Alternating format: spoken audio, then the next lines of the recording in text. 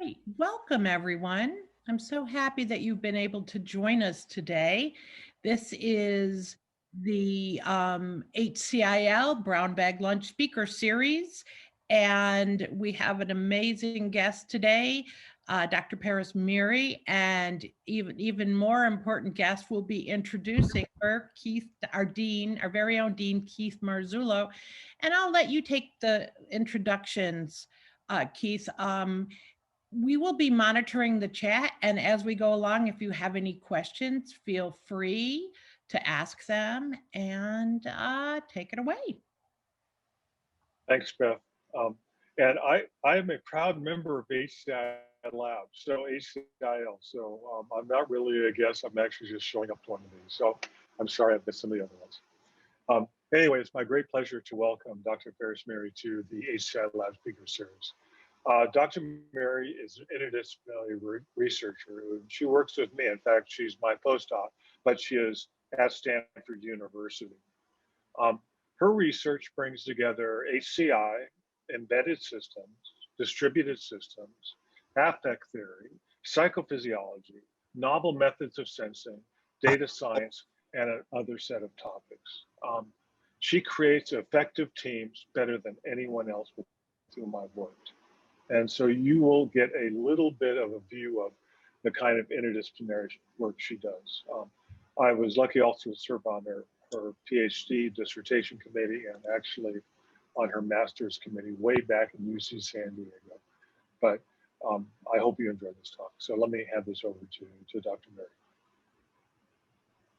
Thank you, Keith, for your kind introduction. I'm delighted to be here today. It's a pleasure to have a chance to talk to you about my work on affect regulation and technologies that I built for that purpose. Let me go ahead and share my screen real quick with you.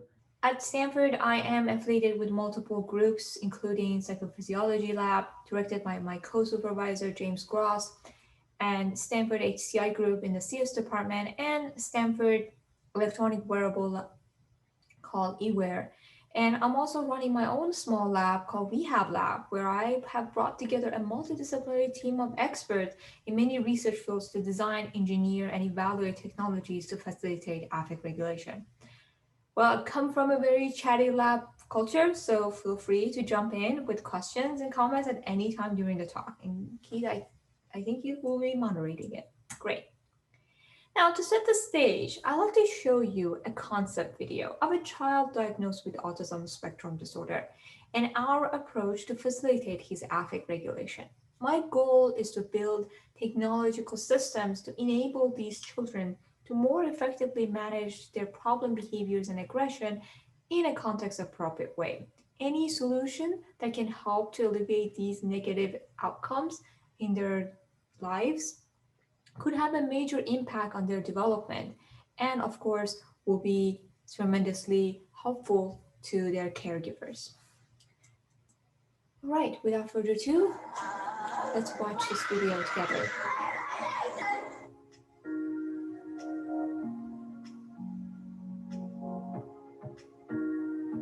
Just breathe. Deep breath. Deep breath. Deep breath. Try to breathe deep. Like this, go.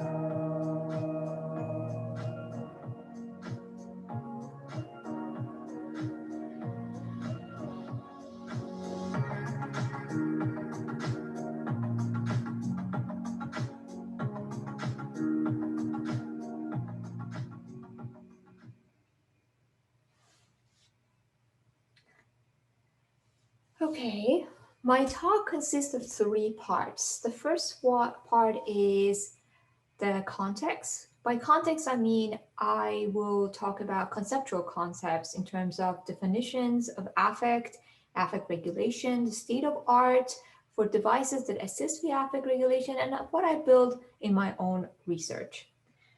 Then I would like to talk about laboratory study where I showed my evaluation of a breathing pacer that I built to reduce anxiety. And then I will briefly talk about my current work on tailoring this breathing pacer to help children diagnosed with autism spectrum disorder to alleviate their problem behaviors. Okay, to set the context, I like us to get all on the same page with some definition. So I want to start with defining affect. I consider affect as an umbrella term for emotion, mood, and stress. And throughout the day, we all experience a variety of affective states. Um, that brings us to the issue of affect regulation. And by affect regulation, what I mean is basically anything that we do to consciously or unconsciously modify the affective state that we have, and we consider it as unwanted or context inappropriate. Here we have a set of affect regulation strategies, some highlighted with green and some highlighted with red. The green ones are considered as helpful or adaptive, and the red ones as maladaptive. And the line becomes blurry between the two depending on the context, but the overall message is that they both are effective in the moment, but the red ones come at the cost in the long run. So now there are three different ways to kind of to facilitate affect regulation. I mean, the two classical approaches are pharmacotherapy and psychotherapy, and they have evolutionized the field of mental health. I mean, psychotherapy, and the reason why affect regulation is effective is because, for example, psychotherapy targets the affect generation and processes, and psychotherapy focuses on the affect regulation processes. So, when someone is taking medications, let's say SSRI for anxiety, then the baseline anxiety will be dropped with pharmacotherapy approaches. And with psychotherapy, for example, cognitive reappraisal, which means reframing the way that we think about the situation, which results in a different affective state. So, for example, calmer. But today I want to bring your attention to the third vector, third approach, which is technology, because technology technically can facilitate both, can target both affect regulation and affect generation. So, and technically, it can be of assistance of any affect regulation strategies that you see over here, and help with implementation of them. So, in particular, I'm focused on one affect regulation strategy, so-called slow-paced breathing. And why do we consider slow-paced breathing as a good affect regulation strategy to implement? There are tons and tons of research on affect regulation using slow-paced breathing. Breathing at the rate about 6 breaths per minute reduces stress and anxiety. And we know at this rate, during the inhalation phase, the heart rate goes up, and during the exhalation phase, the heart rate goes down, and that maximizes the variability. So prolonged exhalation, so when you're exhalating, your heart rate keeps dropping, prolonging that duration is going to help with quickly reducing psychological arousal. Also, slow-paced breathing come at benefits in the long run. If someone continues practicing slow-paced breathing, the benefits include lower blood pressure, lower oxygen saturation, heart rate variability, and also it facilitates, it helps with improving lung functioning and lung capacity. As we age, our lung capacity drops, and practicing slow-paced breathing helps with slowing down this decrease of lung capacity. We know lung capacity is one of the major factors of lifespan, predictors of lifespan. So, okay, all these amazing results that slow-paced breathing is such a great, affect regulation strategies. my question is, what would successful breathing pacer device look like? How do we define success in terms of building a technology that facilitates slow-paced breathing? Well, I want to just list a few characteristics that I consider important for my purposes. The first one is it should be able to change affect. I mean, that's the baseline that needs to be present. The second one is it needs to be inconspicuous. And the reason why I care about inconspicuousness is twofold. One is a majority of the time, affect regulation occurs in social settings. And nobody wants to flag that I'm wearing an affect regulation technology. Everybody wants to prefer that the device or whatever it is invisible to others. And second one is when we are in social settings, our visual and auditory channels are already overtaxed. So it makes a lot of sense for the device to communicate in some sort of a private way to the user. And that's why I turn into haptic channel, because there's established research that suggests you can learn, for example, playing piano through passively receiving vibrations. There's learn how to do Braille. So there's a lot of research that supports we can learn through haptics channels, and communication through haptic channel is a very good strategy. So I turn into Vibrotactile devices because they're easy to build and they're very straightforward. Now imagine if you're using the Vibrotactile breathing pacer, then you need to be able to sense the breathing rates, right? My resonant breathing rate, which is at breathing rate at which my heart rate variability is maximized, is around 6. For someone else, it could be 4. Someone else, it could be 7. So it's important to get that right. And of course, you want to be able to customize the vibrations to each person. For example, I want to say, okay, start the vibrations when I'm entering so-and-so meeting, or when I'm in a conference, make sure the vibrations are stronger. Whereas when I'm in a quiet meeting, it's not as strong.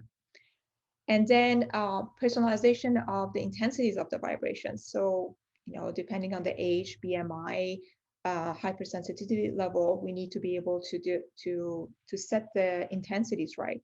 Plus, if it's a Vibrotactile breathing pacer, the inhalation and exhalation phases need to feel very differentiable, because sometimes I want my exhalation to be longer. So it makes sense that through the vibrations, I can tell which phase is exhalation, which phase is inhalation. And the last one is I want my data to be securely be able to be uploaded to a server. And by that, I mean, for example, I send this device to a family of a child diagnosed with autism. And as soon as the data is collected, I want this data to be uploaded to the server, because what if I save it on a chip and then the child decides to dump the device into a toilet? So how am I going to get my data? So it's important for the data to be able to get uploaded as soon as it's collected through a secure channel on a secure server. Okay, looking at the field, which is growing rapidly, we have off-the-shelf devices popping out every couple of months, and we have research prototypes. Without exception, existing devices do not achieve all these functionalities. And that's what is the major motivation for my effort to build custom devices that I could use in my research. All right, I'm going to show you a few examples of what I have built. These are some of the prototypes that you see on the bottom. In the video, I have a breathing pacer with 2 tactors, and I'm about to play a pattern of vibrations for you. And I'm going to put the tactor against my laptop so it can create some sort of an auditory noise that you can hear and tell the difference between the inhalation and exhalation phases.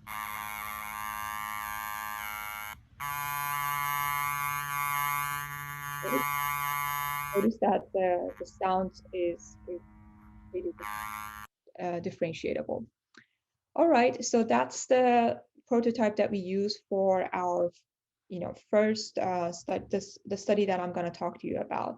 And we kind of expanded our work to build a full system for running studies out of the lab with children diagnosed with autism. So here you can see that we built an app. We kind of detangled so in the previous prototype, we had 2 tactors connected to one PCB circuit. Now we decided to have 2 separate standalone PCBs. So if one of them dies out of lack of battery, the other one still can carry on. And it's the same concept of AirPods. They play at the same time, the same patterns of vibrations, and you know, you can control it through the app and personalize it. Great. Now let's just focus on whether, you know, this device can actually change breathing. So when there's no stressor involved, can this device shift the breathing behavior? So let me give you some idea about the study setup. So we have the device, the pacer. It plays this pattern of vibrations, you know, it's differentiable between inhalation, exhalation phases. We put the device on the abdomen area and we hook up the participant to bunch of sensors to collect their breathing data, as well as skin conductance and heart rate variability. I'm about to show you some of the results. For example, as you can see in the dotted squares segments of the study, the participants are following the pacer. That's the time the pacer is guiding their breathing, and you can see the breathing data is very regular and deep, whereas the time where they're answering questions and they're not really receiving any vibrations, and the breathing goes back to the you know, baseline, which is shallow and fast. So we can see that the pacer allows for changing the behavior of breathing. And also we can see with this pink line, the skin conductance keeps decreasing during the time the person is following the pacer. So that also is an indication that, you know, following the pacer, it changes that affect. All right, now that we are set with the definitions and the context, let's dive deep into the in the lab study to show basically the effect of this pacer in a study where stressors are also involved. All right, first I'm going to show you a graphical model of affect regulation, which is going to be the main focus of my talk here. So a set of stressor tasks are meant to induce anxiety in the participants. Then a vibrotactile breathing pacer is meant to change the participants' you know, breathing behavior. And I'm going to show you cumulative evidences that you know, the device actually does that. And then what I'm most interested in to show that this device that modifies the breathing behavior actually changes affect in terms of self-reported anxiety and skin conductance. Okay, so the study involved 100 participants, 44 in the treatment group, 52 in the control group, gender balance across the teams from the population of Stanford students.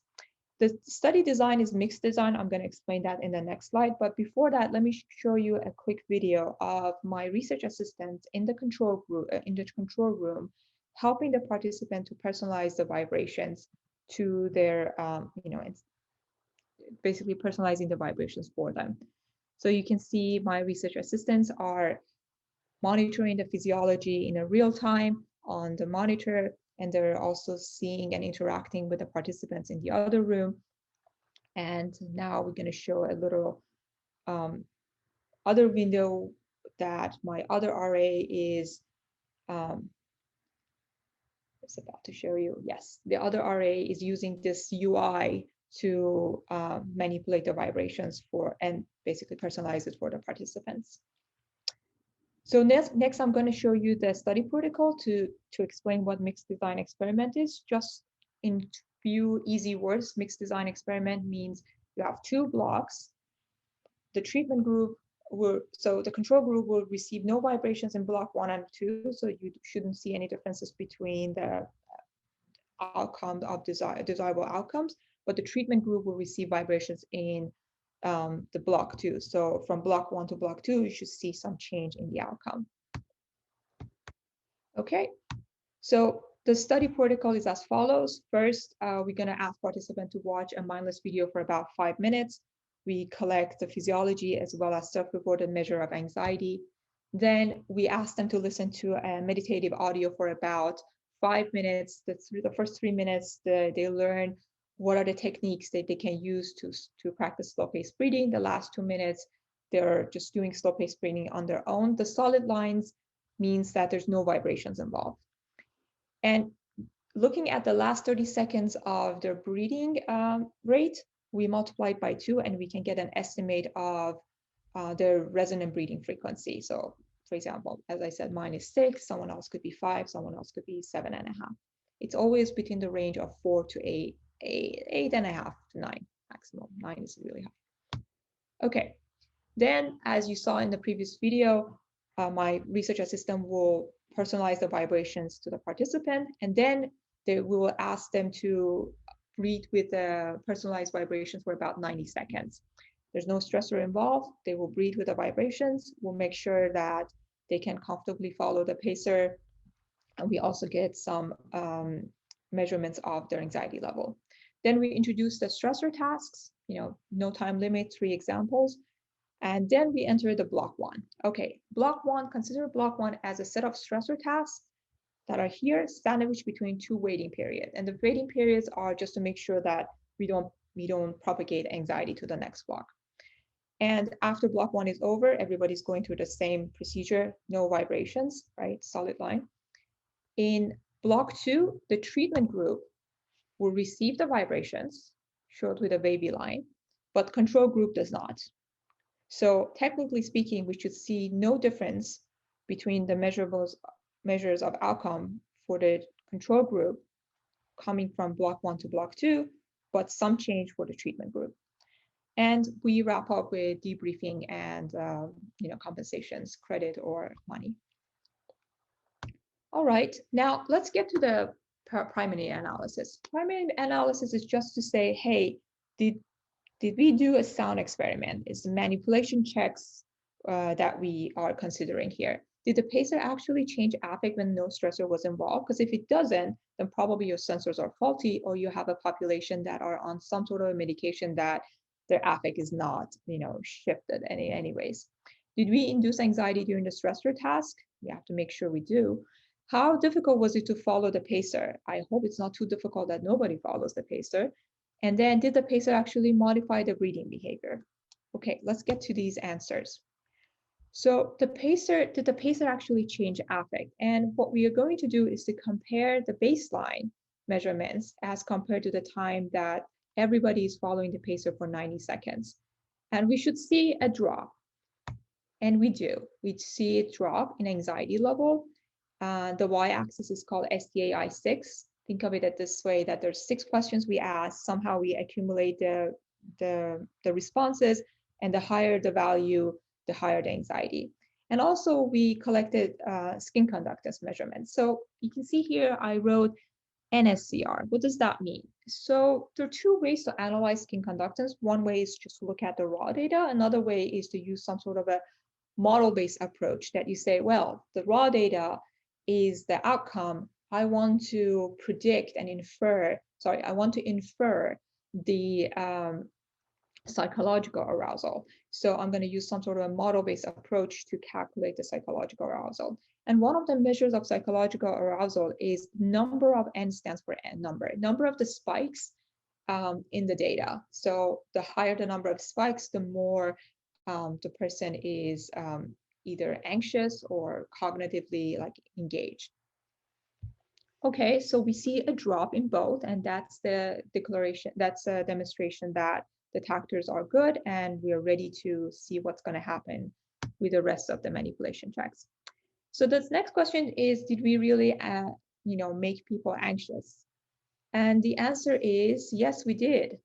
Let me show you a few examples. So you can see that participants see 3 words, and the goal is to be able to basically guess the 4th word that creates some sort of a compound between the first 3 words. For example, here we have salt water, salt mine, and salt shaker. And sometimes it could be words that the compound is not always the first word, it's just the second word. For example, duck, fold, and dollar. The answer is bill. Duck, duck bill, bill fold, and dollar bill. You can see correct. That, the time limit is 9 seconds. There's 27 of these questions. There's a score involved. There's like a feedback that says correct and incorrect. Correct. And we can sort of infer that we stress people out. And looking at the NSCR, we see the two spikes during the stressor 1 and stressor 2. Notice quickly that the treatment and the control group data are sort of on top of each other. So it's hinting that we did not see any difference between the skin conductance measure for the treatment and the control group. I'll give you a hint why. It has to do with how much people follow the pacer. We'll get to that in a bit. Okay, now Correct. oops. Now, did the treatment group actually notice and follow the pacer while being anxious during the stressor task? So here is a self-reported measure that tell us, well, was it easy to notice the vibration, differentiate between the inhalation exhalation phases, and take an action, which is breathing? So I'm asking questions at 3 different stages of basically emotion generation, which is attending, cognitively, and taking an action. And we can see that when there's no stressor involved, to the time where treatment group goes through the stressor at phase 2, the noticing the vibrations not changed. Differentiating between the inhalation and exhalation phases are not changed much, but synchronization became significantly harder. So it's like the y-axis is telling us 0 means not at hard at all, and 100 means extremely hard. So it's actually nice that we can capture this with self-reported measure, but also can we verify this with the physiology? And the answer is yes. When we looked at the average breathing rate during block 2, the treatment and the control group kind of shifted apart from each other. The treatment group were able to follow the pacer during the 2 waiting times. There's no stressor involved, so they did a good job following the pacer. But they did an amazing job following the pacer during the stressor task, but it was much lower as compared to the control group. So obviously the breathing has been shifted. So if you look at these salmon notes, they're spread it out. We're going to get to understanding what is going on with the rest of the people that are, what's going on with this variability of the data. Great. We covered all of these manipulation checks. Seems like everything is relatively good. So let's get to the primary questions. These are the questions that I pre-registered ahead of time, and we wanted to know if the pacer is reducing anxiety in a self-reported measure and physiology. We already figured out that it does not change the skin conductance, but let's get to the anxiety one. Okay, with the anxiety one, you can see that there is an interaction effect, meaning when the control group did not see a difference in the anxiety level going from block 1 to block 2, but the treatment group had a drop in anxiety. And just to give you a better sense for it, the model will fit in a red line for all the participants in the control group, but fits some sort of a line with a negative slope for the participant in the treatment group. Great, so the effect is sort of modest. It's not huge effect, but we can see the effect for the anxiety change. Now, we saw that there was no change in the skin conductance. Both treatment and the control group data is like clumped on top of each other. And why is that? We think that the effect was masked. So when we ask participants, try to follow the pacer whenever you can, we're giving them instructions. And that following that instruction is cognitively demanding, and that shifts the skin conductance up. But when they're following the pacer, the act of following the pacer itself brings the skin conductance down. So it seems like these two efforts are sort of canceled out and does not allow us to see the effect. Does this gonna get improved with practice? Very likely. Okay, so we looked at the primary analysis. Yes, anxiety is reduced, self-reported, but not changed with the physiology. Now let's get to the fun part, which is secondary analysis. I mean, these analyses, we did not think about them ahead of time, but these are explorative, and these are the ones that kind of give you an idea what to run next, like what kind of study is fun to do in the future. The first one is basically focusing on getting a magnifying glass and focusing on the treatment group data. How well did they follow the pacer? Like, did the following the pacer come at the cost of, their task performance was really bad or extremely good? Like, for example, people who follow the pacer through and through, did they get a really bad score on these stressor tasks, or did they do great? But what's going on? And then, did the following the pacer actually passively or actively have an impact on anxiety? So the guess is, well, some people will follow the pacer greatly and some people will completely ignore it. And is there a difference between these two groups of people? What do we learn from that? Oops. Okay, now let's get to the data. So here on the left, I have 3 examples of 3 types of breathing that we observed in the study.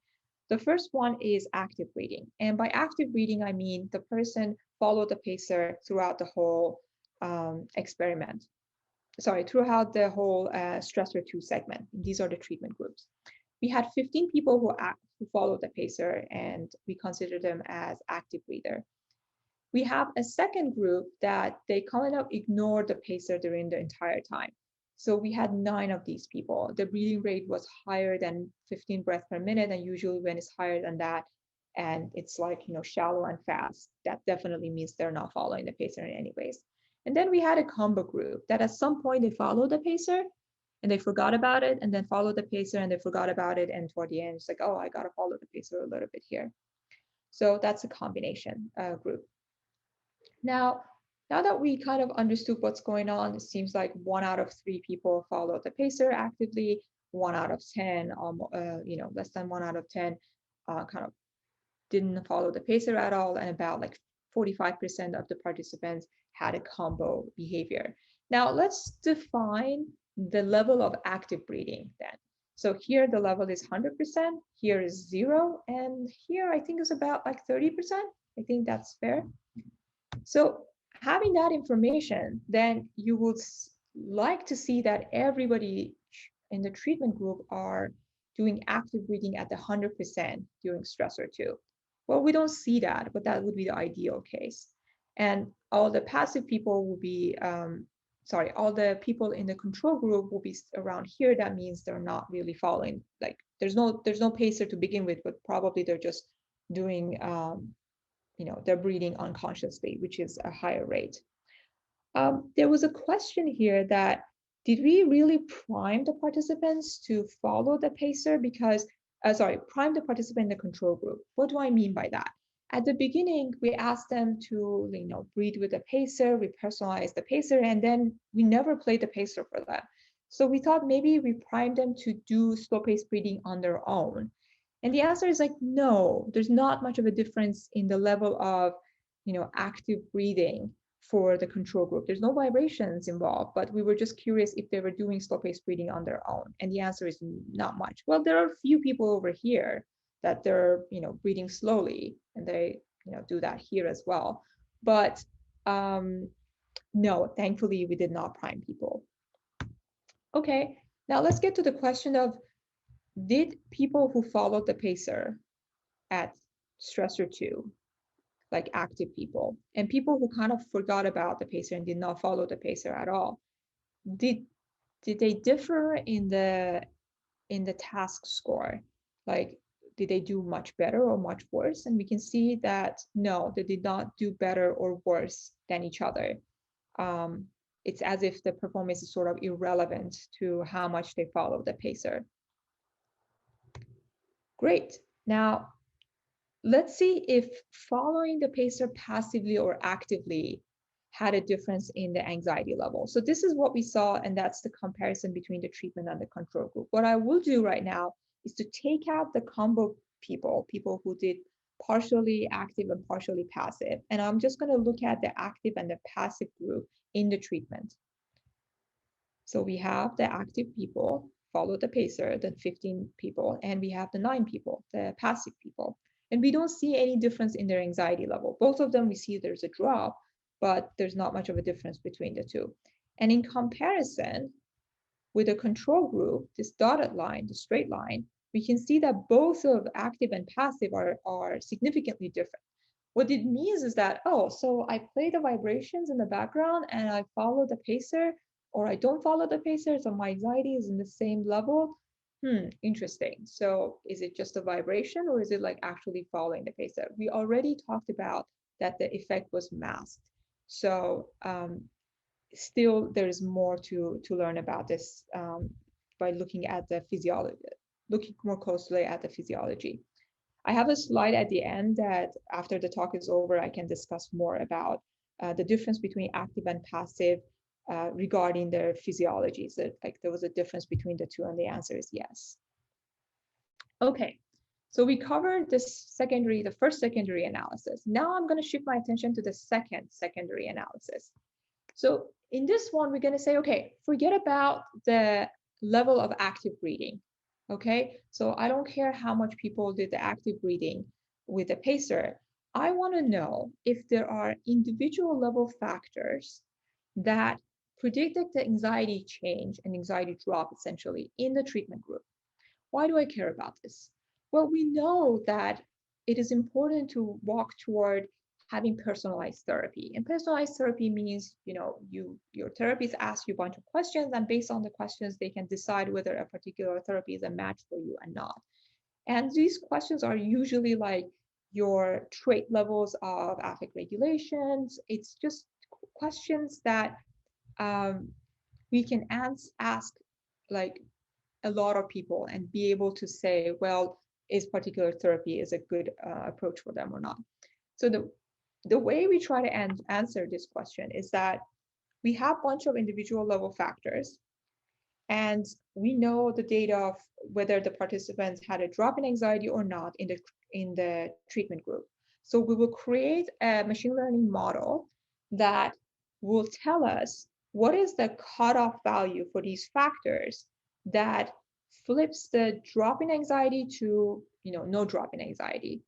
So for example, and then what I will show you in an example, but then this is good because we're doing it on the treatment group. And then once we add the control group data, we can see if the effect is because the person is predisposition to a particular personal factor that helps them to drop the anxiety, or it has to do with the device. Let me show you an example, and that solidifies it. Okay, so we saw this interaction effect already, that people in the treatment group had a drop in anxiety, self-reported anxiety. My goal is to show you that people below the cutoff of, let's say, 71 for this personal level factor of reappraisal, and I'll explain what that is, they had a drop in anxiety, the salmon line, and then above it, they did not have a drop in anxiety, the salmon line over here. So drop, no drop. And that's what the model will tell us. It gives us this 71, and it gives us this drop and lack of drop. Okay, so what is reappraisal? Reappraisal means reframing our thinking so that we will have a less intense emotional experience, positive or negative. And what it's telling us is that people who are doing a lot of reappraisal, they're good at it, they did not have a drop in anxiety. And people who were not good at it, they had a drop in anxiety. And then we aggregated the control group data because we asked this question from the control group data.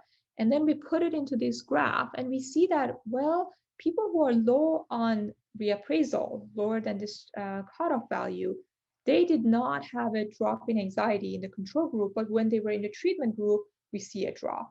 So we see this interaction effect. And that interaction effect is suggesting that it's the device that is effective. But here, both groups, we did not see any change. So above this, the device is not impactful.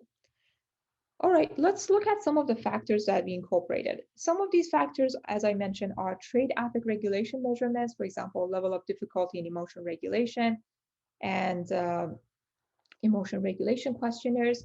There's a personality measure, for example, Big Five, and B5 measure, which is very stable across multiple cultures, and some user pacer engagement questions. These are the questions that we only ask the participants in the treatment group. So I can't really validate them with control group. So these are the, but when you're creating a model, you got to incorporate them. So we incorporated them anyways.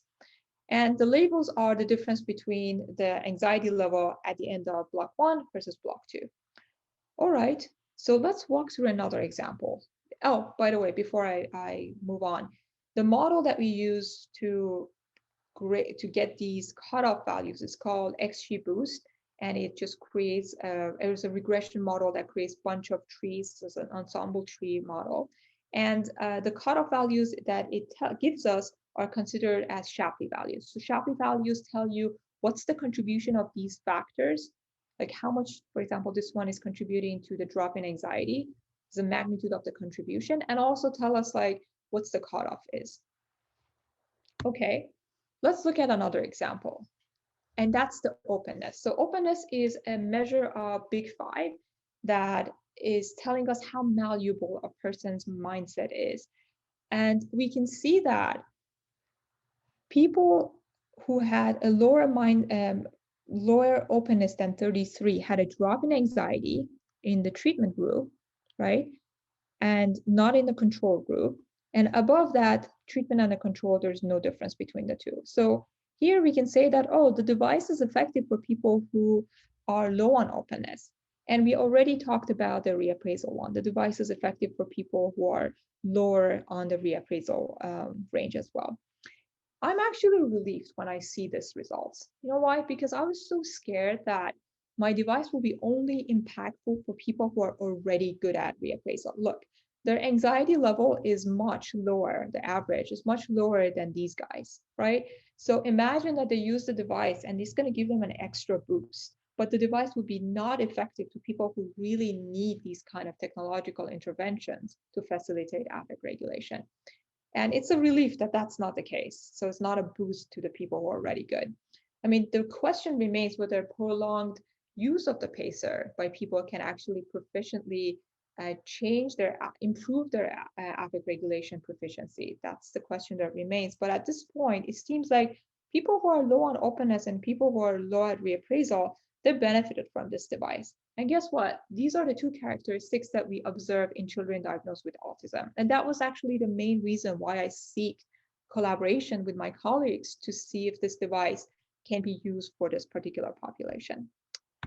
All right, we are ending the segment 2. We talked about this model extensively, and now we're going to shift our attention to the third part of the project, which is tailoring this kind of system to the needs of children diagnosed with autism.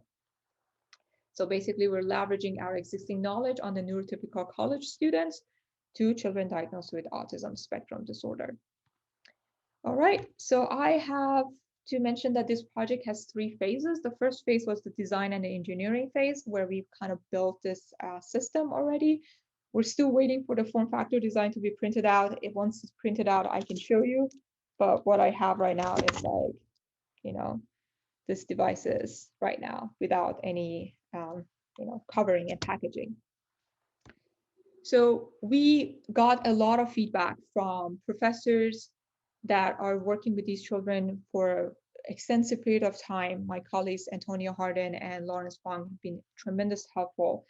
And one of them actually has 2 children diagnosed with autism. So his input was very, very important to us and helped us to kind of build the app, build a pacer, and think about the form factor design.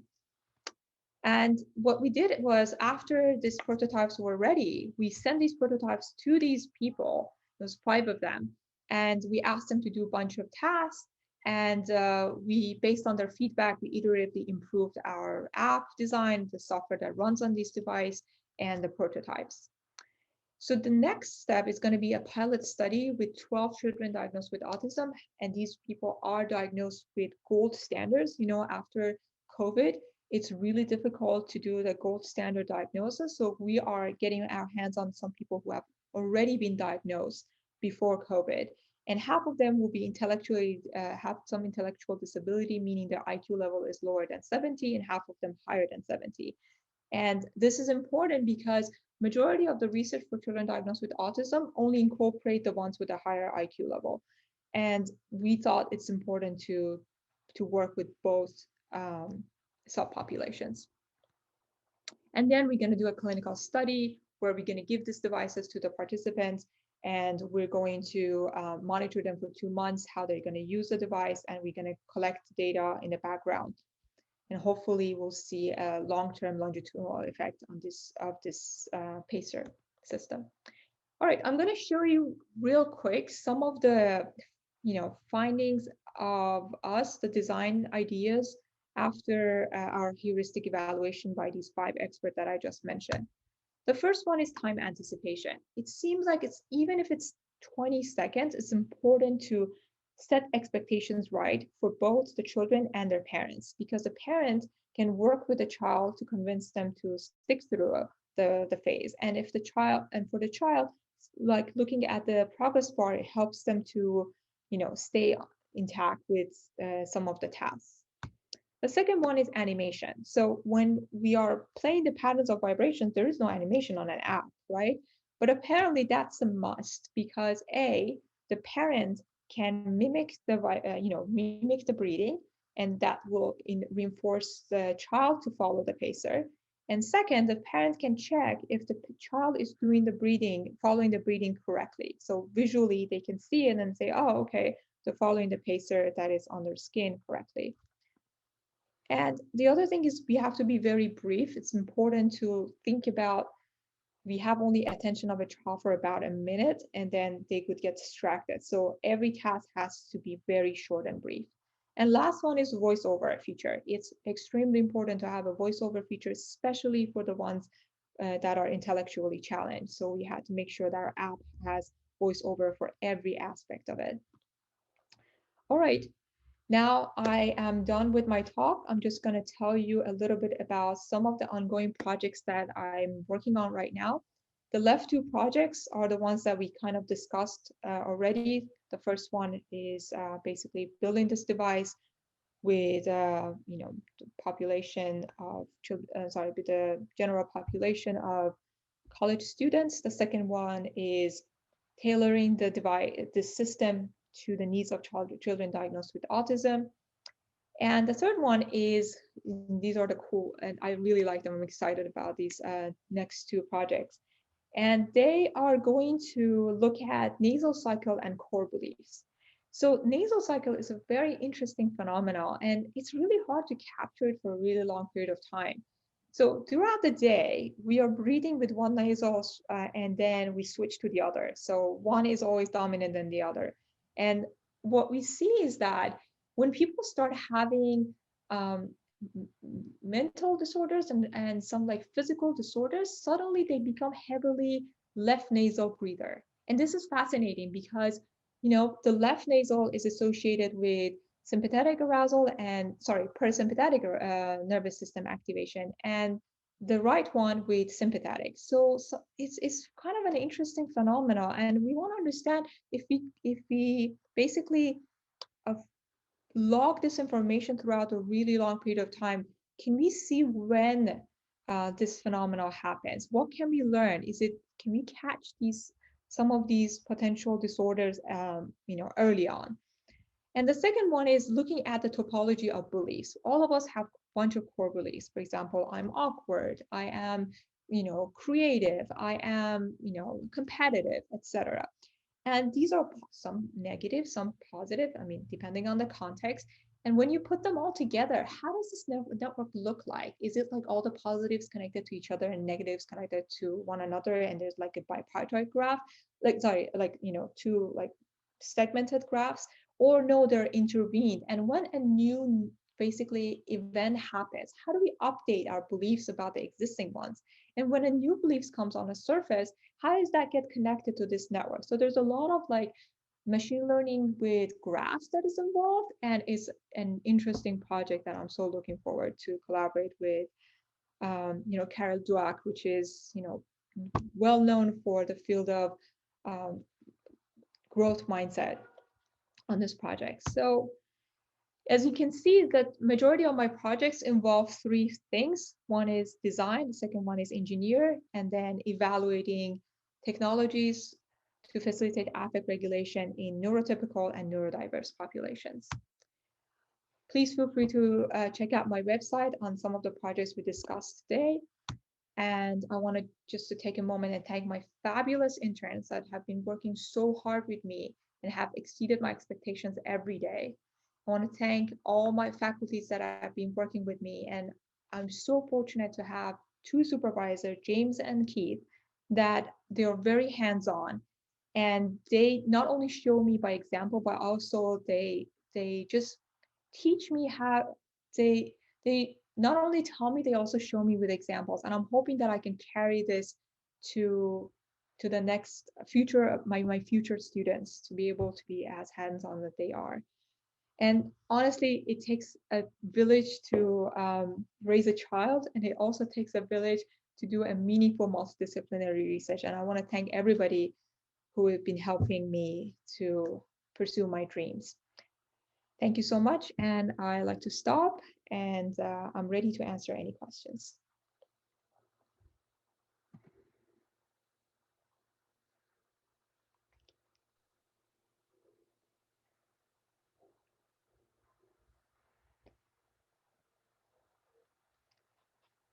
Well, I want to say you are amazing that you were able to hold it together with all our interruptions.